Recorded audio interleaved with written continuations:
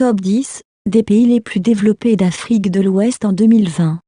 Le numéro 10, le Togo, avec un produit intérieur brut estimé à 6 milliards de dollars, pour une population estimée à 7,4 millions d'habitants, le Togo qui enregistre donc un PIB par habitant de 672 dollars. Les investissements en infrastructures énergétiques et de transport ont fait passer le taux d'investissement de 12% à 26% du PIB sur la période 2012-2015, et impulsé une croissance économique estimée à 5,1% pour 2020.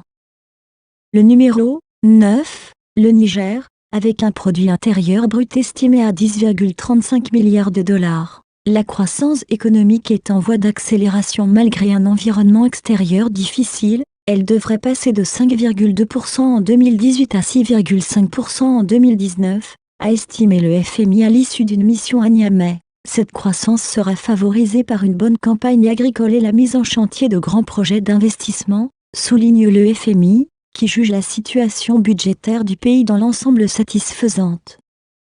Le numéro 8, la Guinée-Conakry, avec un produit intérieur brut estimé à 14,40 milliards de dollars. Avec un PIB par tête de 878,60 dollars, la croissance économique de la Guinée est restée constante grâce aux réformes portant sur l'amélioration de l'environnement des affaires. La croissance du PIB réel est estimée à 6,2% pour 2019, 6,0% en 2018. La contribution du secteur tertiaire à la croissance, amélioration du trafic du port de Conakry, croissance de la téléphonie, et exploitation de nouveaux complexes hôteliers, était de 3,6 points en 2018, celle du secteur primaire de 0,7 points, et celle du secondaire de 1,7 points.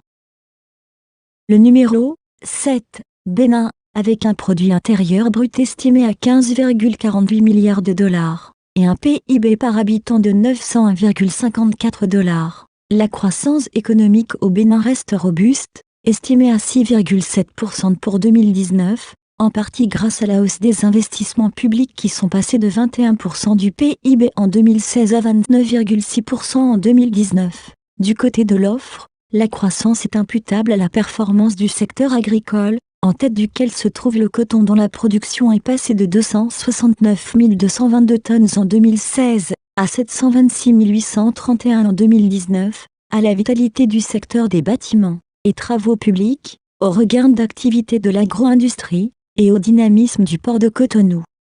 Le numéro 6, Burkina Faso, avec un produit intérieur brut estimé à 15,85 milliards de dollars, et un PIB par tête de 715,12 dollars. Le taux de croissance du PIB est estimé à 6% pour 2019, 6,8% en 2018, tiré principalement par le dynamisme du secteur secondaire, 8,3%, et des services, 6,6%, et la progression soutenue de la consommation privée, 7,5%, et de la consommation publique, 6%. Les autorités ont engagé des actions dans le secteur agricole avec l'aménagement de 25 000 hectares de périmètre irrigué en 2019-2020, la fourniture aux producteurs de 150 000 équipements à traction animale, et la réalisation d'une unité de montage de tracteurs et de motoculteurs. Le numéro 5, le Mali, avec un produit intérieur brut estimé à 19,02 milliards de dollars, et un PIB par tête de 900 dollars. Malgré la crise sécuritaire, l'économie malienne a fait preuve de résilience. En 2019, le Mali a enregistré une croissance de 5%, tirée par les bonnes productions d'or et de coton, un déficit budgétaire de 3,1% du PIB, et une inflation de 0,4%.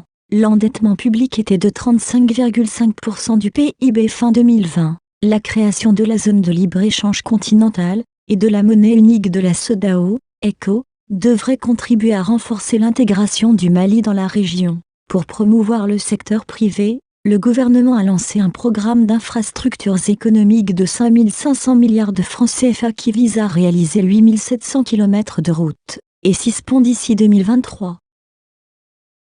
Le numéro 4, le Sénégal, avec un produit intérieur brut estimé à 25,77 milliards de dollars, et un PIB par habitant de 1521,95 $. La croissance du PIB réel s'est maintenue au-dessus de 6% depuis 2015 sous l'impulsion du plan Sénégal émergent 2014-2018. La croissance, de 6,7% en 2018, a glissé à 6,8% en 2020. Les investissements publics dans les infrastructures, l'agriculture et l'énergie ont maintenu le déficit budgétaire à 3,8% du PIB en 2019 et 2020, au-delà du seuil de convergence de l'UEMOA de 3%. Étant donné la faiblesse de la pression fiscale, 15% du PIB, et de l'épargne intérieure, ce déficit a été financé en partie par les emprunts extérieurs, qui ont fait remonter la dette publique à 54,7% du PIB en 2018 contre 47,7% en 2017. L'inflation en 2020 est restée très faible, à 0,5% en 2020. Le numéro 3, la Côte d'Ivoire, avec un produit intérieur brut estimé à 48,35 milliards de dollars, et un PIB par habitant de 1715,53 $. L'économie continue d'afficher de bons indicateurs. La croissance du PIB réel était de 7,4% en 2018 et 2019 et pourrait rester supérieure à 7,0% sur la période 2020-2021 dans l'hypothèse d'une bonne pluviométrie et de termes de l'échange favorable. Le secteur des services reste le principal moteur de l'économie avec une contribution à la croissance de 3,4 points en 2018. L'industrie a contribué de 1,5 points en 2018 grâce au dynamisme de l'industrie agroalimentaire et des bâtiments et travaux publics. Le secteur primaire a contribué 0,8 points grâce à l'agriculture qui a bénéficié d'une bonne pluviométrie et de la distribution des semences par l'État. Le numéro 2, le Ghana, avec un produit intérieur brut estimé à 69,76 milliards de dollars. L'économie du Ghana a poursuivi son expansion en 2020 avec une croissance du produit intérieur brut, PIB, estimé à 7,1%. Depuis 2017, un fort élan de croissance a continuellement placé le Ghana parmi les 10 pays africains à la croissance économique la plus rapide. Les progrès dans l'environnement macroéconomique ont été accompagnés d'une expansion de la demande nationale due à une augmentation de la consommation privée. Le secteur industriel, avec une croissance annuelle moyenne supérieure à 10%, a été un facteur essentiel de croissance dans les 3 années qui ont précédé 2020. Le déficit fiscal s'est un peu amélioré, passant de 3,5% du PIB en 2018 à 3,4% en 2020. Néanmoins, le déficit de la balance courante est passé de 3,1% à 3,5% du PIB, avec les flux nets du compte de revenus l'emportant sur les gains de la balance commerciale. Le numéro 1, le Nigeria, avec un produit intérieur brut estimé à 494,83 milliards de dollars, et un PIB par habitant de 2028,18 $.